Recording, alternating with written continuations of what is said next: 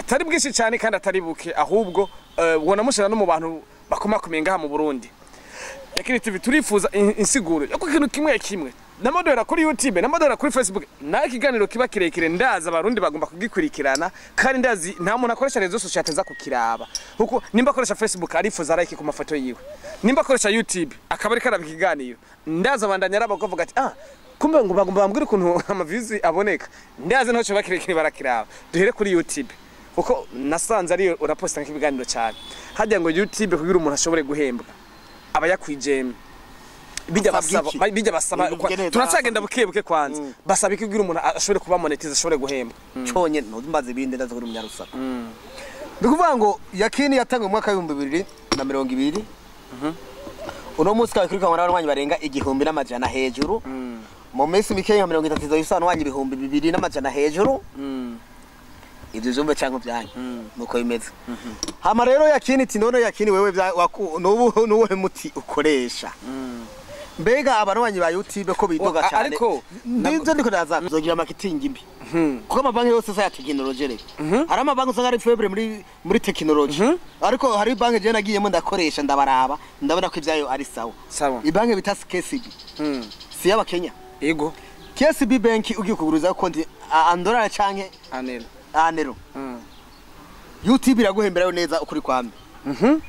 beshi watu ngo makugenda Buraya makugenda USA canke Kenya nahandi ayo mafaranga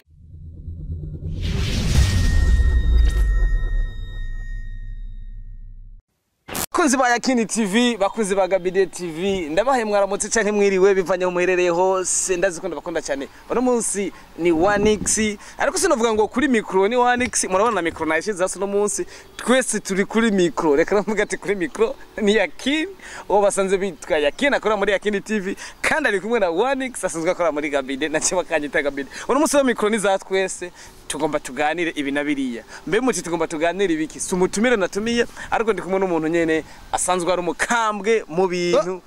Jose ni umukambwe nibwo yamuskoma okay umva ntiriko ari idondora ndaza bakunze ba Yakini TV n'abakunze ba Gabide TV baramuzi Yakini umeze neza jewe rero nkaba nari umukambwe abasanzwe n'umukombata urabona Yakini n'umukombata imbwa y'umusega jewe ngo ndibye musega tutagwa ikiganiro muri morale bakunze Yakini TV rero ndabakunda cyane reka nababwira nubwo wikoreje ingata ikaje gufsonda mu mutwe ntaco mukore bayita subscribe na commentaire na gwaro ndi umeze oya uko na fresh up na kaka negira nkuko kameze gute share aya kora iyi ndikumwe na Yakini umwanya umwe n'umukomedie ariko muramuzi ni CEO tuvuze CEO Chief Executive Office wa Yakini Company ariyo dusanzwe irimo na Yakini TV Yakini Studio Entertainment Burundi yani wewe ni Yakini Studio Entertainment Burundi yani okay narinze harimo akantu ka company Yakini Studio Entertainment ndo company Yakini TV company Yakini TV igena kubika ibikorwa bya Yakini Studio Entertainment izi kamera rero ngazavuye muri Yakini Studio Entertainment zigiye gukora ibikorwa biza kugenda kuri Yakini TV Burundi ari nawe batazi kwitandukanya big up sana muze murabitandukanya uje gukota ivyuma muri Yakini uzobogiye muri Yakini Entertainment nena kurungi hakundira amahera obeyere ikori ntuzugende kuri Yakini TV ntayiri hariyo Yakini Studio Entertainment ikora videography production nukuvuga TV isanzwe okay twebwe rero tumenyere muri Gabide biri muri company twebwe rero ni company TV iri muri company mwere biri muri Yakini Studio Entertainment company ni Yakini Studio Entertainment niyo company niyo ifise ni kila kitu of course muravyumva neza imeze neza reka bidisigurira uno musiriri kiganiro dufise no cita ko asanzwe ari deba y'abantu bose basanzwe ari abamenyesha makuru ni deba tugomba tuganira hari ico ngomba nkiza abarundi kubaririmbyi benshi kuba comedie benshi kuri mwebwe mwama mukoresha rezo social uno munsi ngomba nganire numwe mu bantu rero muza gutangara kandi muza kubaza ngo ntavyo ngo nurusako canke nibiki Yakini ni benshi babajwe n'ibintu vya rezo social bavuga mu Burundi ko rezo social idateye imbere Tanzania gukubita ama views Rwanda hehe bakubita ama views tukaba twarumvise ko Yakini TV ari umwe mu ba technicien basanzwe kumbuga ngurukana bumenyi bafise ubumenyi atari bwinshi cyane kandi atari buke ahubwo ubona mushira no mu bantu bakomakomeye ngaha mu Burundi. Yakini TV turifuza insiguro yo ikintu kimwe kimwe namadora kuri YouTube namadora kuri Facebook na ikiganiro kiba kirekire ndaza abarundi bagomba kugikurikirana kandi ndazi nta muntu akoresha rezo social ateza kukiraba kuko nimba akoresha Facebook arifuza like ku mafoto yiwe nimba akoresha YouTube akaba ari karaba ikiganiro ndaza abandanya araba kuvuga ati kumbe ngo bagomba bambwira ukuntu amaviews aboneka ndaze nto cyo bakirekire barakiraba duhere kuri YouTube kuko nasanze ari uraposta nk'ibiganiro cyane hajya ngo YouTube kugira umuntu ashobore guhembwa aba yakwijeme bijya basaba turacagenda bukebuke kwanza basaba ikigira umuntu ashobore kuba monetize ashobore guhembwa bikaba ndaririmba akaririmba Imana ya chiriho nico gituma turiho kubadida ushutukana no ni ya kamera yes aho twagiye turi mu kiro nukuvuga rero bakunze YAKINI TV abivuze neza cyane ubundi ubona nambaye neza sigahiri je cyangwa ushyira kuri ndiri niko yigura jimuzi wa oye reka ducishe niri kuri ndiri urusungize kuri aburugo nubeshe abandanya uri bongare inzo ni nyama nyinshi yewe nogira ngo impuzu nkashaka kuri ndiri hamani navyibuha naho nzosha namba okay kare bakunze YAKINI TV nabagire rero this is in my head this is YAKINI technology move production this is YAKINI comedia this is YAKINI nibindi maintenance ya nivyishi ibikorwa dukora reka rero twine gikorwa kimwe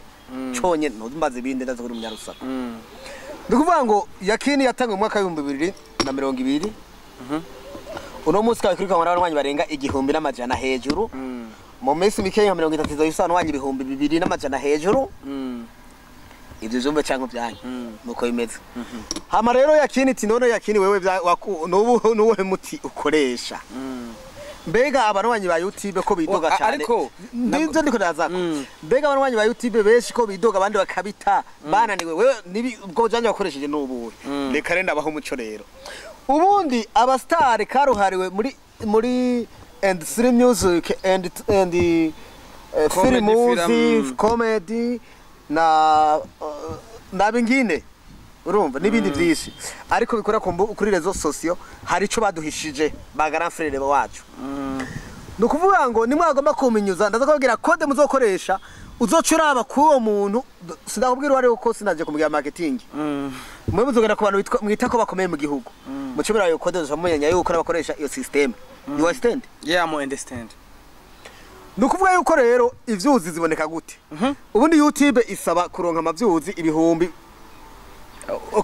kwanza tugomba amavyuzi ahera ku 500 ndinda gato amavyuzi ahera ku 2500 nivyo bufise ukaba ufise amasaha ibihumbi 4 ukaba views bisaba ko ufise 2000 n'amajana 5 kugira ushobore kuba monetize kugira ube monetize ababone igihumbi n'ijana si igihumbi yo cyangwa igihumbi n'ijana kubera ko YouTube mu guharura harabisigaza baje baguma bikura ko basubirako hanyuma akabaho n'abantu uze ugacukira aba watch time canke amasaha y'abakurorereye abarorerezi bawe amasaha bakoresheje ibihumbi 4 umaze gukwiza ibyo bihumbi 4 uca wegera hati is my head urutwe gwanje hanyuma canke ukigera urutwe guyundi bitwe n'ivyinshi bikora informatique ugaca bahereza amafaranga mu mwavuganye nyene ntiwe ndavugira imbere ya kamera bagaca kugira ico bita monetization abantu babashe ko monetization bidakunda mu Burundi abo naba niba ndadashaka iterambere ry'igihugu reka tugende bukebuke lindira nge tugende bukebuke nije ndiko ndakubaza kugira batahuri bibiri urakwije amaviews 2500 urakwije ababona igihumbi urakwije amasaha ari watch time ibihumbi 4 kuri channel yawe nimba posting indirimbo canke ibiganiro canke amakomedi canke amafilme byo birakwiye monetization ko benshi bakunda kuvuga mu Burundi ntibishoboka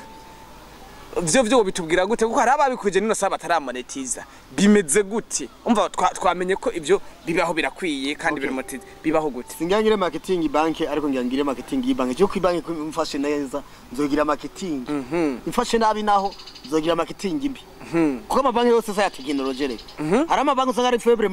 muri technology ariko hari bank je nagiyemo ndakoresha ndabaraba ndabona ko ivyayo ari sawa sawa ibanki bita KCB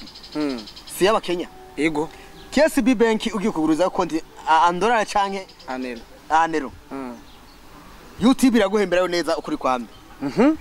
benshi batubwiye ngo makugenda iburaya makugenda USA canke Kenya nahandi ayo mafaranga reka kuyonone yazane ngaha uyampereze ndayage nundi wagira uyagabira abantu bamatike hama ndakwereka ko bigenda so hajya iyo uramonetije kandi uva mu Burundi turumvise ko umaze no kububikora uragiye muri banki kanakura bigize birakunze biragenze neza hajya none ko benshi akunda kuvuga ngo ama views aragugwa canke ngo baraboostinga numva ku boostinga ico kintu cyo ku boostinga gitandukaniye ko bavuga ngo baraboostinga ku boostinga ubisigurira abantu neza gute uko bashobora kunda kuvuga ngo video yanje ntuyi boostinge ngo ubuyononye abandi ngurumva ngo ku boostinga cyari bukenguka sorry hariho ikintu abantu benshi bibeshako burya ijya boosti itandukanye no kugura amavyuzi urayumva boosti ni promotion gusa bakwirira promotion y'abantu gusa nkuko duva turashaka boostinga foto kuri YouTube Facebook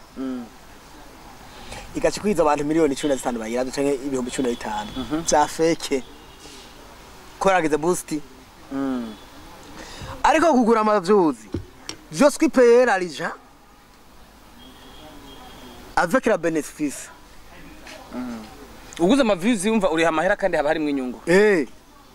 ndishe dufate ivyuzi zidolari 5 ariko iyo nyungu yibona iyo wamaze kumonetiza tubwira turebe basigurira neza nakwiga ikiganiro ngo macingishe benshi wewe twasibye kwanza wewe wahereye kuri tugarutse kugira umonetize naho byo nyene jewe ubu naye nabikubajije uranga kubinyishure dugiye kugira umonetize jewe ushatse mu mezi 3 ukaba watanguye kuyakora ko canke ukaba kuyaraba muri telefone nkuko gende ndayaraba nkuko je ari ade gusoma rusana Nago mvuga ubutunzi bwanje imbere ya kamera nimba ari 10 na ariko vyo bavyiza urabi wawe vyo bavyiza uberetse kugira nimba nabonyere baze barakora ibintu babize ati bwabo ndi nukuvuga reka nababwire ngerageje kuraba ngaha ibiharuro je mfise turi kumwe mfise kombi reka mvuga video pasi class kaze kubifata ensere kugira oya Jamo kamera mana wazi ya dread ashana kuzikora rakesi nukunzi komeye apinda keze okay daka tugende nga nukuvuga ngo ari filme yitwa umunyamubabaro iri kuri YAKINI Studio Entertainment kuri YAKINI TV ariko no kuri YouTube je waletse studio YAKINI Studio Entertainment urinjira indani muri YouTube kuko agise iri kuri sindayivuga imbere ya kamera nukuvuga rero nkubu naguze ivyuzi ibihumbi reka ndabikwereke banigise ibi ni ibihumbi bingahe ivyuzi ngaho mbona ni ibihumbi 7 kombogeza asi naguze ndwa ariko barakongera nabana beza naguze ivyuzi ibihumbi 5 ndabigura dolari 15 wayumvise ariko no munsi ku ivyuzi urazibona gwiza urazibona none ko ari vyahijya yejo if don't know first day 11 imaze imisi 2 n'amasaha 11 11 11 ni 11 n'amasaha 11 mu mahiganwa ziri kuri YouTube ziri ziguhitinga izu bwa mbere mu video 10 ziri guhitinga makano kanya nukuvuga ngo izi vyuzi rero ndaguze ibihumbi 5 urana ko baciye mu ibihumbi 7 banyongeye ivyuzi ibihumbi 2 ku idolari 15 noneho uno munsi rero mfise ko idolari urayinjiza idolari zingahe 22 .05 nukuvuga wayiguze 15 wungutse idolari 10 ya oya wewe ze yagamukama none wayiguze 15 15 vene idolari nizo wungutse nore iyo business ukora gashamwe idolari 15 kashamwe idolari ugacidoguka idolari 7 ni yahe mu Burundi ninke ifana yunguka ngira desa nyamba tari jana ni jana ewe ifana yunguka ngahe ijana ifana yunguka ijana ifana yunguka ijana ukoresha 17000 sengeza yego 17000 sengeza kaje ni 17000 ucha unka 2004 ariko je ngize 17000 sengeza yizo dolari 5 canke biravana na to dolari wari rose ugaca wunguka idolari $7 ugacunga $7 uri kumfasha mu minsi mike nturaba akabosi wambaje navyimba nataka kuyakora kamadolari munyarukira ko yakini TV abakore promotion namwe mutangure kuvyimba nko si promotion nakubijije jambo ko promotion promotion amafaranga izana ahubwo ni uyirihira naje barandeye $50 nagiye nihenze nase kuri aho bambwiye ngo lisanse nishinga ngo naguze ko nagize promotion uranyuma ndikuvuga yuko bakunze yakini TV uranyegera jewe manager kano kanya ndi technicien umaze kunyegera rindira gato ikintu ngoma rindira gato nje utuza rindira ikintu ngoma mvuge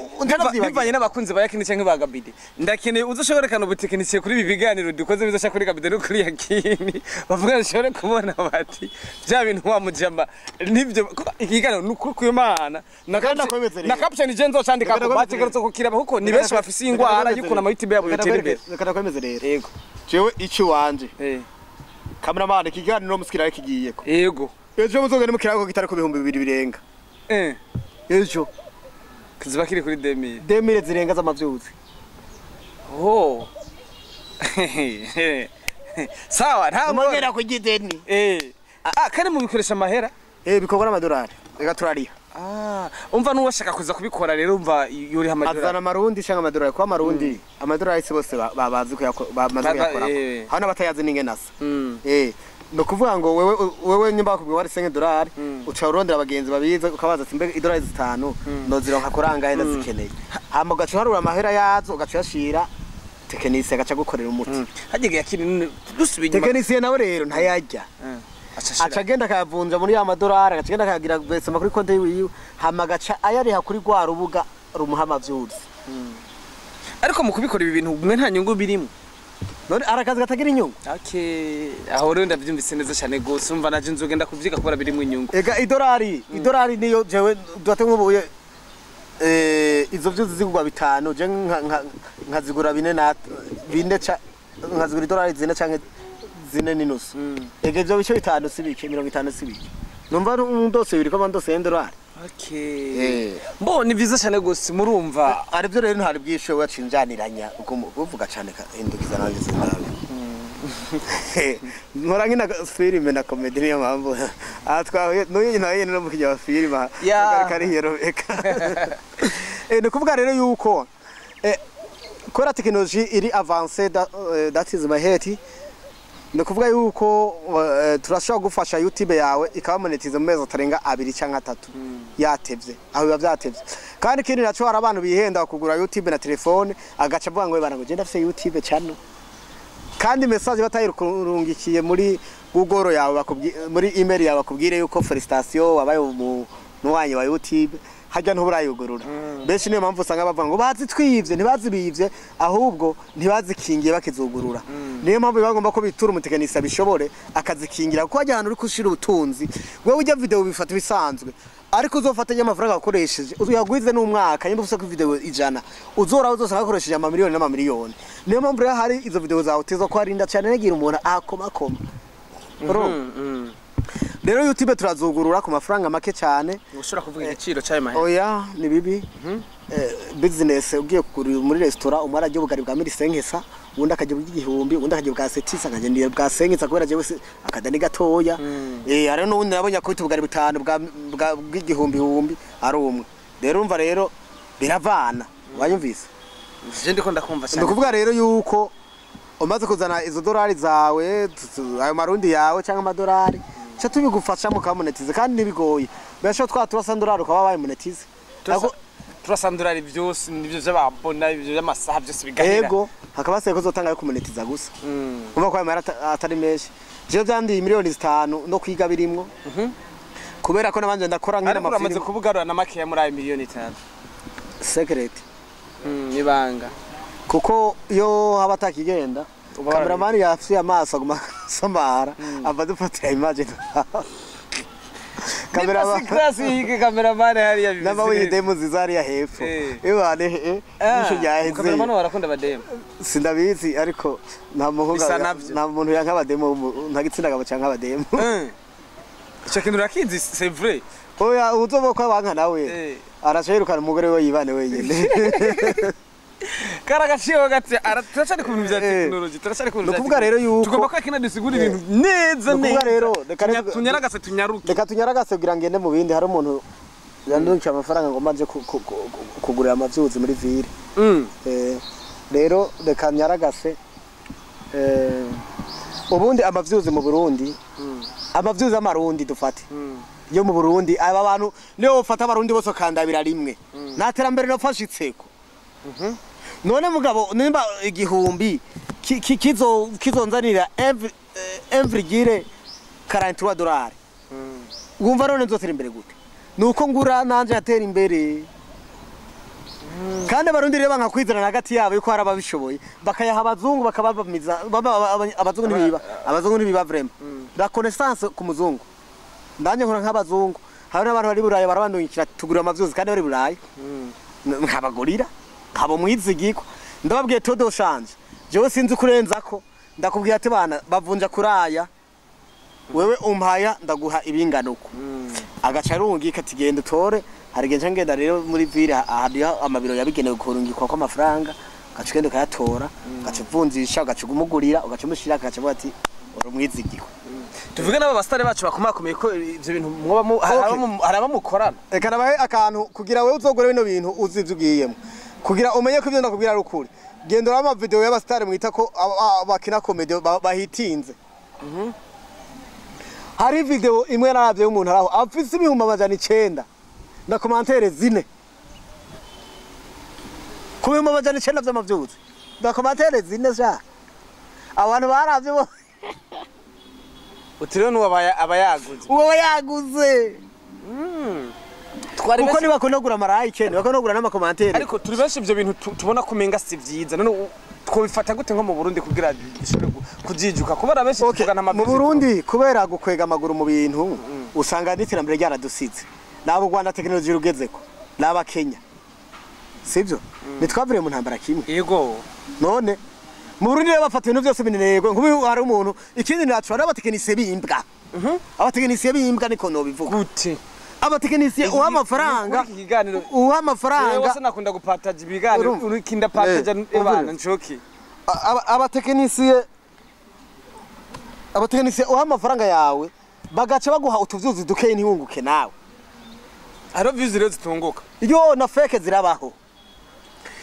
reka ngo inkuru y'umugabo yaraneye ikigongo umugabo bene data batekinisiye inshuti zacu koresha ukuri kugira dutere imbere n'igihugu haje umugabo mwarana telefone abonye ijya tarife yanje bana ndabarungika mu magroupe ngo yakini tisabwe tunoga mutama je ndahe bujumbura twobona naguze ati YouTube yanje narakwije byose nshaka ibe monetize ati warakuja mutama ati ndamubwira ibisabwa ati byose ndafise narakwije arandukira na screenshot bamurungikiye acaraza ashitse ku kazi ndamubwira ati mbere yuko nkora reka tujye kuri YouTube yawe nca ndakompoza twinje muri email yiwe turabe ko ivyavuga kwa rukuru nshitseyo code sanga nayo ntari yacibuka code yiwe ntayibuka mugaye rero yakujya akweretse screenshot duce turayirekovinga ko turazigarukana niyo wavye bagi turabigarukana mbaze kubigarukana njaza code yiwe ishambere YouTube yiwe nisekirize uranyumva yego ndirisekirize nukuvuga wari wose umuntu wese yoyiba akinjira aho mwagiye kumenya ko vyogurutsa umutekinisiye ngiye kuraba bene data nasanze afise amavyuzi 40 afise ababone 94 muguri kuraraba n'amasa barakwiye n'amavyuzi 290 200 mu bare amavyuzi sinayibuka neza ariko naba amavyuzi igomba afise ntarasengeza afise ndamubaza ati bisogo ati none wewe nindakubiye ko wakwije ati nahaye amahero umutekinisiye yambwiye ko nakwije hasigaye kumenetiza agiye kama screenshot yamurungiki ndanamubwira ati mwene data biragaragara yego nivyo waramaye amahera ariko akuguriye fake nyakuguriye doli yacampa 10,000 tigendo w'amata ndamubwira ati ivyo 10 nubwo bimpaye ntubime uva mu mutima widoga ubime bikuvuye hehe mu mutima acaragenda babaye no sindamubaza narateye no kumubaza uko bimeze ariko namangenda kuraba kuri YouTube biracari handi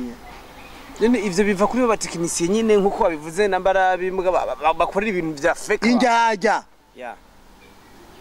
uranyumva cyo kintu rero kirago injajya z'abatekinisiye Tekina abantu bankundira je ndakubwira live to live ndakubwira jewe nakazatagira inyungu nyimba $5 5 imwe ndayijya wenda guhaiza ibihumbi 4 $4 4 bambe none je singene ko vyibuha singene gutera imbere none umutwe wanje ukorera bure ega ivyo nakuguriye nawe cishije muri banki wanje kandi muri konte kugira ho nyene export nshire kuri konte yo kugura kuko konte yo kugura na konte ya banki cyo kimwe ariko uyakura kuri konte ya banki yashiraye nasandora abantu hara $10 none umva docaza barakata muri wanje canke ndiko ndaguha fagitire nkarikiriyamo na yandi batagukata muri uriya mukiri ava nkaca fagitiriramo ni $5 z'inyungu nanje mw'iryo cyane none wocuruza ikintu $100 akaba ni $5 nguka nane zakomeye ati nane ndakora ko 5,000 by'amavyuzi yiwanje nje ngo ngura amavyuzi naje kugukiriye okay ira yakini iki ni kiganiro kimwe gishobora gufasha bamwe mu bakoresha amarezo social nk'impanuro woduha canke ico ushobora kutubwira dushobora gukora kugira ama YouTube yacu ashobore gutera imbere cyane cyane n'iki twayaze ku cha YouTube coba nk'iki uravye ku bindi bihugu intambwe bageze ko canke twivyo impanuro ya mbere akayoni katagurutse reka menye ibwiza nibagerageze bazarakora ubushakashatsi ndababwiye ingero bazarapima abastare bagura barabira kuri mu vy'amakomantere n'amarayike kuko ntushobora kugira amavyuzi 900 ubure komantere ikiro kirenga uburi mu miliyoni ubure komantere ikiro kirenga ubure abarayikazi ikiro kirenga cyangwa ugasanga bifitiye amavyuzi 900 cyangwa 300 cyangwa 500 ufise ababone 1,600 cyangwa ufise ababone 2,000 none abo bantu bapfuye he mbo hari abantu baraba batarababona kavuga je sindababone mugari kandorera kibirabaho tuvyizera rero reka nababwire je uzogomba yuko amenya byinshi azondondera kuri telefone 79 79 568 375 zose ni WhatsApp azondondera hama tuvugane wanagomba acazana amafaranga $5 zonyene acambwe ati banzo ngirenda yuko ivyo bintu vuza rukuri hama abone kugugura ibindi aje mu bintu azivyarivyo azofata ko $25 mire avuga ati bazi je naje igenda nza kuvyiga bamanje basaba $100 uravyibuka narakubwiye mugira ati we uraraba ntibakwiba ariko ndavuga ati $100 ikangene fata igitambara mu maso nkangira nkuko ndabura urazi nabura amasaha 600 naribise umwaka wagiye gukwira ufise 3,499 ubona bura ndabura 600 kugira kwiza igihumbi n'ijana ama hafa $700 wrong ya $100 babanza barayatwara mwana wa mama bacandogiza amasaha mbona aragiyeko ndavuga ati none ibi bintu vya fake mu nguriye vya promo ibisubiza ibintu byo bikanganyoni ati ayo masaha zokwama kimyaka yose uzomara ku isi YouTube maka yugaye usanga nivyo baca rambwa ati niyaheza ucumonetiza ndaza ko monetiza amasaha sigaye hari igihe uza gusanga bayaguhembeye barampembeye $2 amasaha yarahasigaye sebo kameme kandi ubu ziriko ubu vya bintu rero si vy'ububeshi bakunzi ba YAKINI TV bakunzi ba Gabide TV vya bintu si vy'ububeshi Nyaragasaro yabahaye akanimero umurondere uwo uvuga ngo sanamvise neza cyangwa hari abantu bigorana nzoyi muhani baro tuzinanye Nyaragasa ubona iki kiganiro gipartage nimba udakora rezo social mu ukaba kibonye ni benshi bakoresha rezo social bifuza kumenya ibintu nabiriye ni kuri dufashe partage kibone benshi urabona na rezo social zashone ziteye imbere ariko ko turiko turonka aba technicien bientôt ziratera imbere yakini birashitse rero nk'ubunye haje umuntu afise ikibazo kimufasha mu buryo buhe adresse niye kugira ashobore kuronka byihuta adresse ya mbere ni telefone yego ni adresse ya telefone ariko aga telefone karazima office iri mu Kanyosha mu Kinogono ni wari office international hepfo y'ikiraro okay ariko durafise indi office ya Yakini studio ikora haruguru y'ikiraro kote ya Kibenga just hajya mu Kibenga impande ya Fungus amfase ya Fungus hajya bogereza amamotiki ya studio Yakini mini bata ariko mu minsi nzohindura ndike ko Yakini TV Burundi kugira baze barahatora neza bitabagora ya nubundi ndakubanda kubwire wanditse ati Yakini TV Burundi unaho uri muri bus nibaze ko hahandi ni haje uko harayo abantu bari kure bariko baratura bazotegeza ama ikindi naco niyo uba uri Karusi uri ku mugane w'Uburayi singombwa urinde kuza confiance yonyene niwa nyizera ukamakazi zotera imbere zo akazi mwene wanyu nanje nzoguteza imbere mu byo nshoboye ko tuzotezanya imbere twese uzo amafaranga ngiko dukeye hama nawe ndagushirije kw'ivyawe ubone kwawe nanje mbone kwanje sibyo hama rero no kuvuga ngo ikica gikurikiraho nuko icyo dusabwa ni link gusa nyambari araba abone umpa link ya YouTube nambara y'aba subscribe cyose baguha link harabandi bateke nk'ubunye nimba ari jewe njiwe nk'umutekinisi ukacumanza kumbwira ngo maudio passa ngomanda kugira ivyo bintu ngo ma YouTube yawe yose ntuzobimuhe kubera ko habasuma beshi ahubwo byiza jewe kugira amenye ko iri very fail iri verifie ndakubwira ati genda ajya ku machine ntavyo ndaba ntavyo nitaye ivyo jewe ikonegite turabe umaze kwikonegita ncanda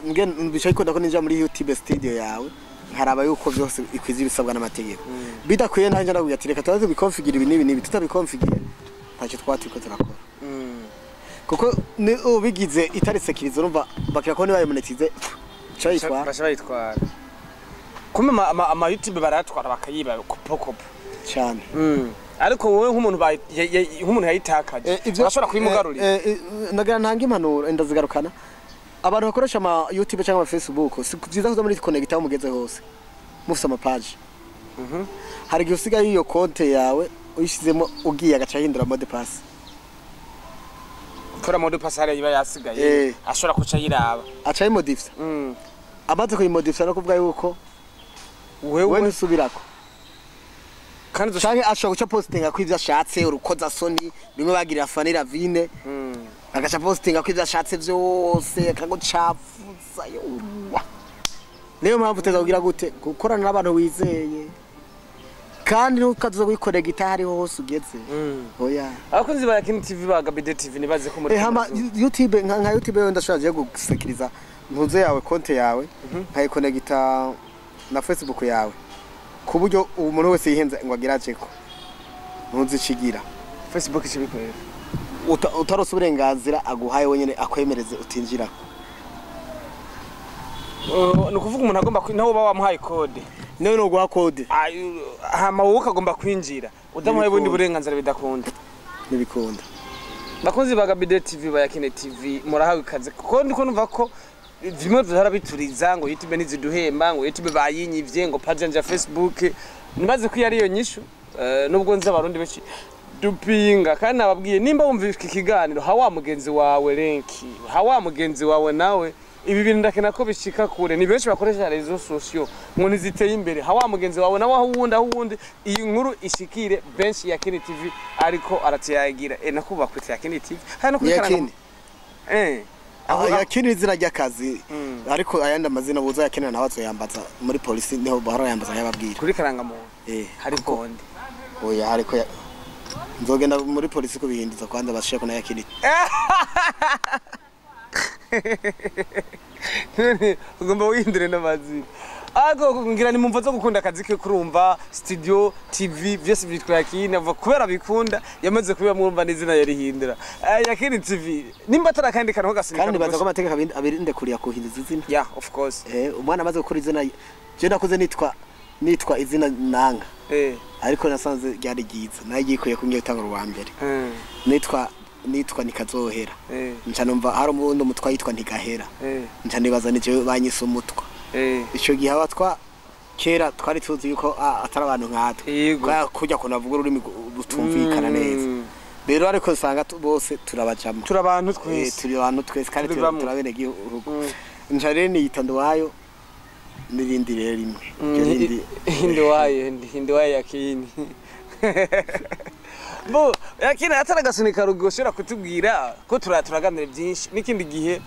reka banagenda shonje tuziyaga byinshi agasunika rugo tubwira nyene kuri ibintu vya rezo sociaux tuce duheza tuce tunasezera abakunzi bacu gusa icyo nabasabye nukuri mu dufashe partage haba aho usanga ikiganiro haba kuri yakini haba kuri Gabide udufashe partage bishiki kure. Okay, murakoze Imana bahezagire ko mwafashe umwanya kutwumviriza ndashonje ndataje. Bakunzi ba Yakini TV, bakunzi ba Gabide TV, inyuma ya kamera ni Pasi Classic. Ubu numwe mu manager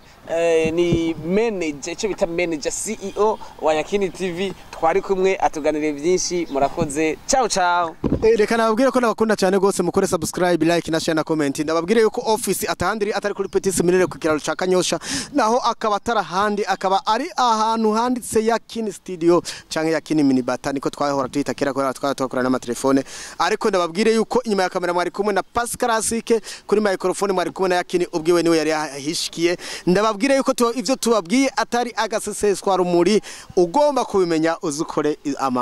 uko bakubwiye hama uzomenya byinshi, niba bikora nawe uzobibwira abandi. Mwarahezagiwe, see you tomorrow, see you later, see you ndabifurize no mwaka mushasha ndetse umwaka w'amahoro, umwaka w'umugisha, umwaka wa star bagiye gutera imbere, umwaka abantu benshi bagiye kubona ikiganza c'Imana, kuko umwaka tugiye gutangura ari umwaka w'ibisubizo. Abafite ama TV online ni umwaka mugiye kubona Imana, ni umwaka mugiye kubona mutera imbere, ni umwaka umuntu wese icyo azokora kizogenda neza nkuko umukuru w'igihugu cacu akunda kubabwira. Ndababwira ko uwo mwaka ari umwaka udasanzwe, ni umwaka twese tuzoba dutwenga, ni umwaka atakiriyo kizoba ku gihugu, ni umwaka abantu bose impande zose bazoba baguwe neza, ni umwaka w'ubutungane, ni umwaka wo kwidagadura, ni umwaka udasanzwe. Ndabifurize amahoro n'umugisha impande zose, ndetse uyu mwaka tugiye gutangura uzukunde mugenzi wawe nuwakugiriye nawe zo mubabarire, ntazagira umuntu ubikirisha. Jewe rero abangiriye nawe bose nabahebeye 2020 nabandoze mwese Imana ibaho umugisha. Uyu mwaka ubabere umwaka mwiza, kandi ubabere umwaka wo guhinduka, ubabere umwaka wo kwakira gakiza, ubabere umwaka